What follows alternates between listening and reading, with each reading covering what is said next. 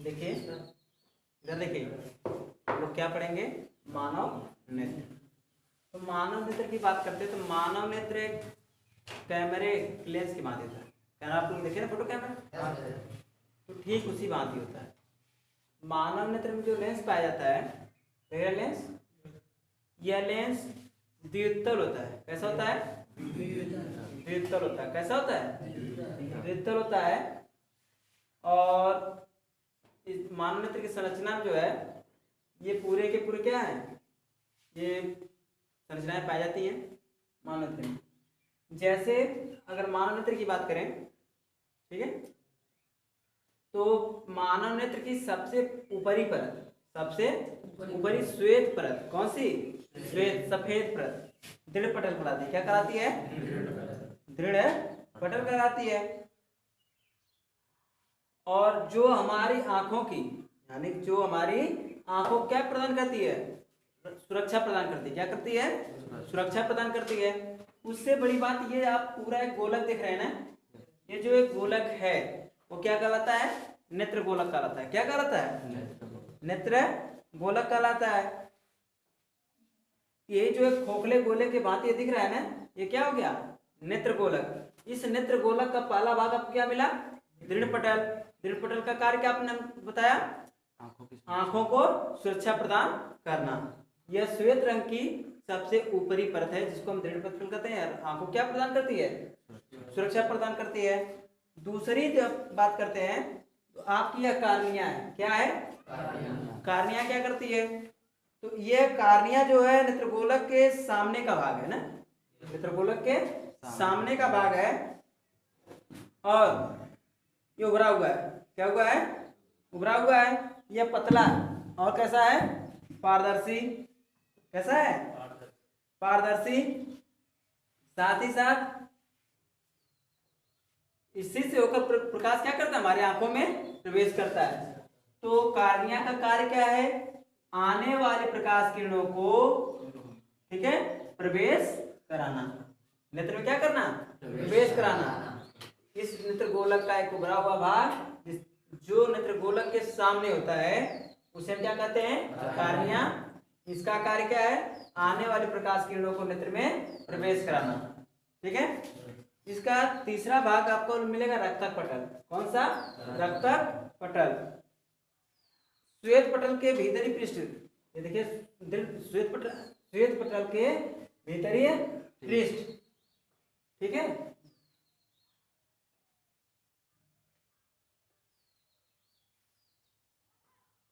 के भीतरी पृष्ठ से लगी हुई परत काले रंग के ऊतकों की एक, किस रंग की?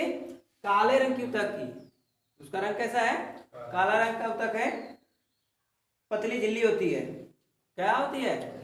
आपके अपनी आंखों में देखेंगे तो काले रंग की एक पतली झिल्ली है, जिसे आप लोग क्या बोलते हैं? रक्तक पटल बोलते हैं। ठीक है। और रक्तक पटल को कोराइड भी बोलते हैं। क्या बोलते हैं? कोरोइड। इंग्लिश में मतलब जो भी प्रोनाउंसिएशन कोराइड्स के हैं चाहे कोरोइड्स के हैं। ठीक है। तो ये क्या है? काला रंग होने के कारण, यानी कि इस पटल का रंग कैसा है? काला रंग। यानी कि आपके आंख में जो काला रंग पाया जा रहा है उसका जो परत है, पतली काली झिल्ली है, उसका काम, सबसे बड़ा काम यह है कि आने वाली जो प्रकाश किरण कार्निया से होकर प्रवेश करेगी उसको क्या करना? अवशोषित करना। ठीक है। अगर आपके आंख की जो रक्तक पटल काले रंग का नहीं होता, काला रंग चाहे भूरा रंग जो भी है, मतलब एक ऐसा रंग जो प्रकाश का अवशोषण कर सके, प्रकाश का अवशोषण कर सके। अगर ऐसा ना होकर क्या होता? श्वेत होता। क्या होता? श्वेत, सफेद होता। तो आने वाले प्रकाश किरण कार्निया से नेत्र में प्रवेश करती और जहां रक्तक पटल है उसका रंग काला या फिर भूरा ना होता, ठीक है, तो वो सफेद होता उसकी जगह पर। तो आने वाले प्रकाश किरणों को ये क्या करता? यहां से टकराता और टक्कर के पश्चात परावर्तित कर देता, है ना, वापस कर देता। इसका मतलब कोई भी प्रतिबिंब आपके रेटिना नहीं दिखाया क्या हमने? रेटिना पर नहीं बनता। ठीक है, ये दिखा देंगे। इसके बाद बात करते हैं आइरिस की, किसकी, आइरिस की। कार्निया के ठीक पीछे एक काली व भूरी अपारदर्शी झिल्ली का पर्दा होता है, ठीक है, जिसे बीच में एक छिद्र होता है, जिसे पुतली क्या कहते हैं, पुतली, जिसमें पुतली होता है। ये देख रहे हैं आप लोग ना, आइरिस देख रहे हैं, देखे हैं? तो ये जो है काली पतली भूरे रंग की झिल्ली है, इसके बीच में क्या है, ये होल है, छिद्र है, क्या है, छिद्र। ये जो काले पतले रंग की झिल्ली है उसको क्या बोलते हैं, आइरिस। और इस आइरिस के बीच में जो छिद्र दिख रहा है, जो लेंस के यहाँ ले जा रहा है, आपको देखिए है ना इतना बड़ा होगा, इसको हम क्या बोलते हैं, पुतली बोलते हैं। तो आइरिस का काम है क्या करना, यानी कि ये समंजन में काम करती है, ठीक है। देखिए आगे,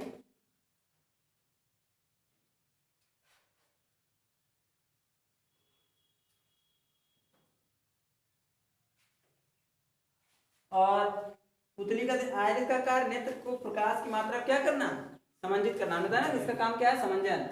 समंजित करने का मतलब क्या होता है, जैसे कि इस आंख के अंदर कितना प्रकाश की मात्रा को जाने देना है, यानी कि कब कम प्रकाश जाने देना है, कब अधिक प्रकाश जाने देना है। आपने कभी भी देखा होगा, जब आप कभी भी एक पूरे अंधकार से अधिक प्रकाश में प्रवेश करते हैं तो आपकी आंख क्या हो जाती है, तुरंत बंद हो जाती है, यानी कि आपको अचानक से दिखाई देना बंद हो जाता है। तो ऐसी दशा में आपको कम प्रकाश मिलता है ना, जिसके कारण ये अपने आप को आइरिस क्या करता है, नेत्र को समंजित करने का प्रयास करता है। अगर आप कम प्रकाश से अधिक प्रकाश में जाते हैं तो भी घटना होती है, तो उस प्रकाश को क्या करता है, कम करता है। जब अधिक प्रकाश में जाते हैं वहां प्रकाश की मात्रा क्या करता है, कम करता है ना, तो आप अपने आंखों को क्या करते हैं, दबाव डालते हैं, यानी कि दोनों समय दबाव है। एक समय आप अपने आप को बटोर लेते हैं और एक समय में आप अपने नेत्र गोलक को बड़ा करने का प्रयास करते हैं। तो आइरिस का काम नेत्र में प्रवेश करने वाले प्रकाश की मात्रा को नियंत्रित करना होता है, ठीक है। अब इसके बाद नेत्र लेंस, और यही आइरिस इस पुतली यानी जो छिद्र है उसको छोटा बड़ा करेगा ना, क्योंकि जब फैलेगा या सिकुड़ेगा ये छिद्र जो है छोटा या बड़ा होगा कि नहीं होगा, छोटा होगा तो कम प्रकाश जाएगा, बड़ा होगा तो ज्यादा जाएगा। इसके बाद किसकी बात आती है, लेंस की। यह पारदर्शी उत्तक का बना होता है, कैसे उत्तक का, यानी कि कैसा उत्तक जिससे होकर प्रकाश किरण आर पार गुजर सके, ठीक है। और ये कैसा होता है, द्वितल होता है, कैसा होता है, द्वितल होता है। और इस पर बनने वाले, जिसके द्वारा बाहरी वस्तुओं का उल्टा वास्तविक प्रतिबिंब बनता है, क्योंकि आप यहां पर कैसा प्रतिबिंब प्राप्त करेंगे, वास्तविक उल्टा, क्योंकि आपने कौन सा लेंस पढ़ा था, उत्तल लेंस, तो उसमें आपको मुख्यतः सभी के सभी प्रतिबिंब केवल एक स्थिति को छोड़कर उल्टा और वास्तविक प्रतिबिंब मिले थे ना। और कैसे थे, छोटे थे कि बड़े थे, छोटे थे ना, ठीक है। और साथ ही साथ यह सिलीरी पेशियों से, किससे, देखिए इसको कौन सी जगह रखती है, ऊपर सिलीरी पेशी और नीचे सिलीरी पेशी है। इस लेंस को दोनों तरफ से क्या होती है, जकड़ी होती है, ठीक है। ये सिलीरी पेशियां होती क्या करती हैं कि नेत्र को, जो नेत्र लेंस है उसको आगे पीछे क्या करती रहती हैं, यानी समंजित करती रहती हैं, है ना। तो यानी कि जब खिंचाव में आएगा तो नेत्र लेंस थोड़ा आगे पीछे होगा या सिकुड़ेगा, तो ठीक है, जिसके कारण इस नेत्र लेंस की वक्रता त्रिज्या घटती है और बढ़ती है, क्योंकि यही जो पेशियां खींचेंगी और सिकुड़ेंगी, तो जिसके कारण इस नेत्र लेंस की जो है वक्रता त्रिज्या घटेगी और बढ़ेगी। और वक्रता त्रिज्या जब घटेगी बढ़ेगी तो फोकस दूरी भी घटेगी और बढ़ेगी। जब वक्रता त्रिज्या बढ़ेगी तो फोकस दूरी क्या होगी, बढ़ेगी। वक्रता त्रिज्या घटेगी तो फोकस दूरी घटेगी, यही ना।